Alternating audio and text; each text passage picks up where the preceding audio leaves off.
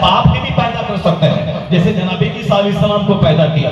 اور جو لوگ کہتے ہیں کہ عیسیٰ اللہ کا بیٹا ہے، اس کا کوئی باپ نہیں ہے، وہ سمجھنا چاہیے کہ صاحب آدم علیہ السلام کو تو نہ باپ ہے نہ ماں ہے، کوئی نہیں ہے. اور جناب عیسیٰ کی تو ماں ہے، وہاں تو کوئی نہیں ہے. یہاں تو کم سے کم ماں ہے. جو اللہ وہاں پیدا کیا وہی اللہ بغیر باپ کے یہاں بچے کو پیدا کیا، مگر وہ عقل کی کمی کی وجہ سے اسی کو خود کو خدا کا بیٹا کہنا شروع کر دیا. یہ اللہ رب العزت کی قدرت ہے کہ بغیر ماں باپ کے پیدا کرے اور بغیر باپ کے پیدا کر دے. لیکن قانون کیا ہے اللہ کا؟ نیم کیا ہے؟ نیم یہی ہے کہ مرد عورت آپس میں ملیں گے تب بچہ پیدا ہوگا. یہ نیم ہے. اسی نیم کو ہم بھی 54 سال سے دیکھ رہے ہیں، اسی نیم کو آپ بھی دیکھ رہے ہیں. بغیر ماں باپ کے کوئی بچہ پیدا ہوتا نہیں ہے، اور بغیر باپ کے بھی کوئی بچہ پیدا ہوتا نہیں ہے. اللہ نے پیدا کیا، دکھا دیا، ہم ایسا کر سکتے ہیں. لیکن اللہ کا یہ نیم یہی ہے، رات آئے گی، رات کے بعد دن آئے گا، موسم بدلے گا، رات بدلے گی، دن بدلے گا، بچہ پیدا ہوگا، جوان ہوگا، بوڑھا ہوگا. اس کے بعد کوئی چوتھا اسٹیج نہیں ہے، پھر بچہ مر جائے گا، دوسری دنیا میں پہنچے گا. 100 سال پہلے جو پیدا ہوئے آج نہیں ہے، اور آج جو ہیں 100 سال کے بعد کوئی اس میں سے نہیں رہیں گے. یہ نیم ہے.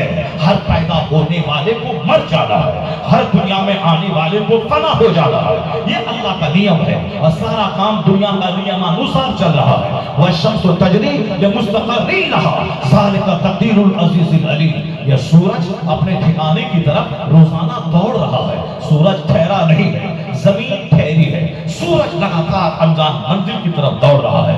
سائنسدانوں کی بات وہ حد کی بات نہیں ہے. آج بولا کل دوسرا سائنسدان اس کا انکار کر جاتا ہے، وہ بولتا وہ غلط، یہ صحیح ہے. 16ویں صدی میں ایک سائنسدان پیدا ہوئے، کہا زمین محو گردش ہے، سورج ٹھہرا ہوا ہے. لوگوں نے مان لیا. 18ویں صدی میں سر فریڈرک ولیم ہرشل پیدا ہوئے، اس نے کہا کہ غلط ہے. انہوں نے جو کہا وہ غلط بات ہے، اور صحیح بات یہ ہے زمین موسنلیس ہے، زمین پھیری ہے، سورج محو گردش ہے. 24,000 میل فی گھنٹہ کی رفتار سے سورج انجان ڈیسٹینیشن کی انجان منزل کی طرف دوڑ رہا ہے. سورج محو گردش ہے. تو ایک سائنسدان آج کچھ بولتا ہے، کل دوسرا اس کو غلط ثابت کر دیتا ہے. اس لیے سائنسدانوں کی بات نہیں مانی جائے گی. اللہ نے جو کہا وہ سچ ہے.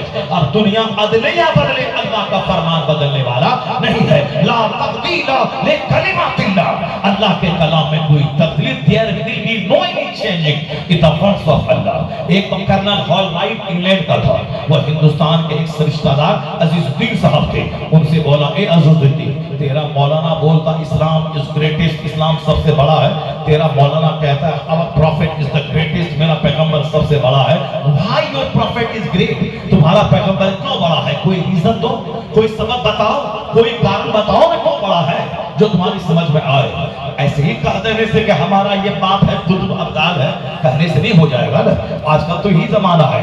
بمبئی میں چرس پینے والا، کپڑے میں پاخانہ کرنے والا، اور دو چار دلال بیٹھ گیا بولا یہ قطب ہے، یہ ابدال ہے، یہ بابا پہنچا ہوا ہے. اب 50 لوگوں کی بھیڑ لگی. لوگوں کو پیسہ کے طلبگار کو کیا چاہیے؟ پیر صاحب آ گئے، مرید ہو گیا.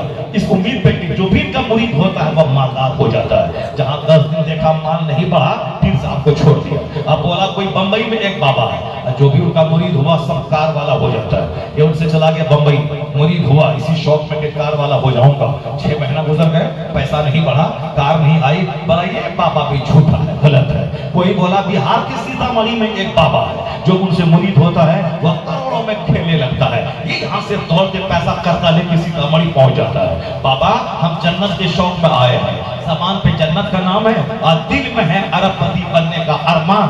اسی کے بابا کے سامنے آیا. اب بابا مرید کیا. اب وہاں سے آیا، 1 سال گزر کے پیسہ نہیں بڑھا. اب بولا وہ بہاری بابا کو بھی جھوٹا ہے. بہاری بابا جھوٹا، بمبئی کا بابا جھوٹا، گجراتی بابا جھوٹا، دلی والا جھوٹا. جو کہ مال جہاں سے ملے چاہے 100 پیر بدلنا پڑے اس سے مرید ہو جائیں گے. جنت کے لیے کون مرید ہوتا ہے؟ نمازی بننے کے لیے کون مرید ہوتا ہے؟ آخرت کی جنت کے لیے کون مرید ہوتا ہے؟ یہ جو اجمیر میں ہر مہینے لاکھوں لوگوں کی بھیڑ ہوتی ہے، بتا دے سینے پہ ہاتھ دے کے کوئی تہجد پڑھنے کا شوق جگانے جاتا ہو کہ بابا خواجہ آپ ایران میں پیدا ہوئے، ایران سے چل کے ہندوستان آ گئے، 90 لاکھ بے ایمانوں کو آپ نے ایمان والا بنا دیا. آپ 97 سال کی عمر آپ کی رہی، ایک دن نماز آپ کی نہیں چھوٹی. کی بابا آپ اتنے بڑے بڑے ہیں, ہماری طرف نگاہ کرم فرمائیے, مجھ کو بھی نمازی بنا دیجئے, ہم بھی تہجد پڑھنے لگائیں, ہم بھی جنتی بن جائیں, ہمارے وقت زمان بھی مرتے وقت کلمہ جاری ہو جائے.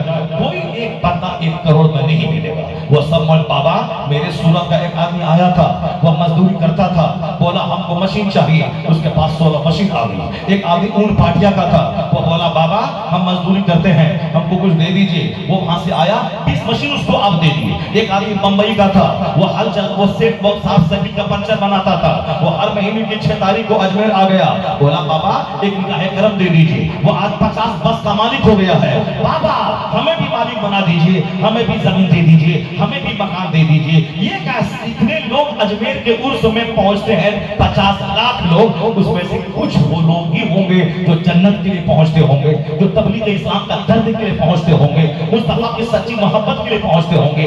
اکثر 99.9% لوگ مکان, دکان, مال, زمین, پلاٹ, گاڑی, اسکارپیو, فارچونر, انڈووا کرسٹا, اوڈی, مرسیڈیز, یہی کرنے کے لیے سارے لوگ پہنچتے ہیں. اب وہاں سے نکلا کلکتہ کا گنڈا, اب گیا وہاں ڈکیتی کیا, فارچونر خریدا, اسی گاڑی سے کلکتہ سے اجمیر آ گیا, اور چابی لیا, اب بابا کے پاؤں میں پھینک دیا.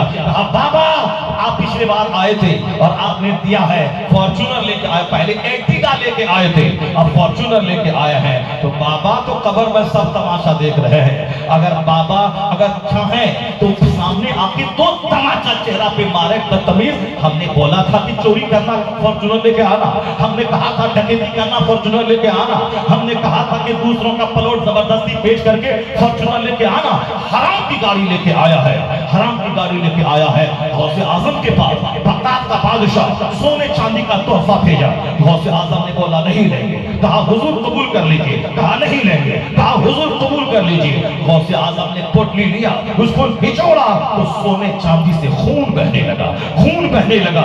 کہا ظالم, غریبوں کا خون چوس کر میرے پاس تحفہ دے کے آیا ہے. غوث پاک کہتے ہیں اگر شریعت کی لگام میری زبان پہ نہیں ہوتی تو میں اس خون